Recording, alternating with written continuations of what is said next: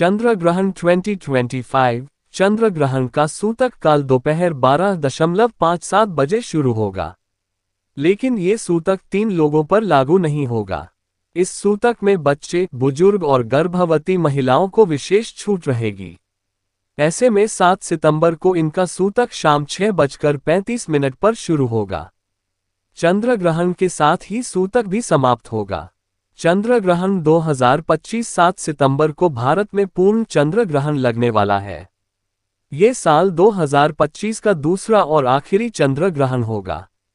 इस ग्रहण का समय रात 09:58 से लेकर रात 1:26 बताया जा रहा है।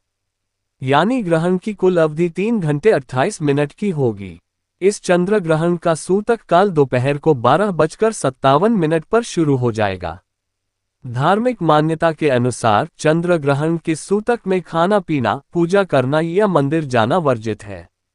इसलिए सूतक में मंदिरों के कपाट बंद रहते हैं। मंदिरों के कपाट ग्रहण खत्म होने के बाद ही खुलते हैं। सूतक लगने से ग्रहण समाप्त होने तक देवी देवताओं की प्रतिमा को स्पर्श नहीं करते हैं। इसके अलावा सूतक काल समय खाना पीने की चीजों से भी परहेज करने की सलाह दी जाती है। इतना ही नहीं, घर में पके हुए भोजन में भी सूतक से पहले ही तुलसी दल डालकर रख दिए जाते हैं, ताकि ग्रहण का अशुभ प्रभाव उस पर न पड़े। लेकिन क्या आप जानते हैं कि सूतक के ये नियम कुछ लोगों पर समान रूप से लागू नहीं होते हैं। कुछ लोगों को सूतक में विशेष छूट मिलती है। सूतक काल के समय गर्भवती महिलाओं, छोटे बच्चों और बुजुर्गों को विशेष रूप से छूट दी जाती है। ऐसे लोगों को दिन भर खाने पीने की छूट होती है। इसका मतलब है कि उन्हें भूखे रहने या कोई विशेष प्रतिबंध का पालन करने की जरूरत नहीं होती है। आमतौर पर ग्रहण के समय लोग हल्का भोजन करते हैं या कुछ लोग उपवास रखते हैं। लेकिन गर्भवती, बच्चे और बुजुर्गों को ऐसा करने की आवश्यकता नहीं है। सूतक के दौरान इन सभी को स्वास्थ्य और सुरक्षा का ध्यान रखते हुए सामान्य दिनों की तरह ही आहार ग्रहण करना चाहिए।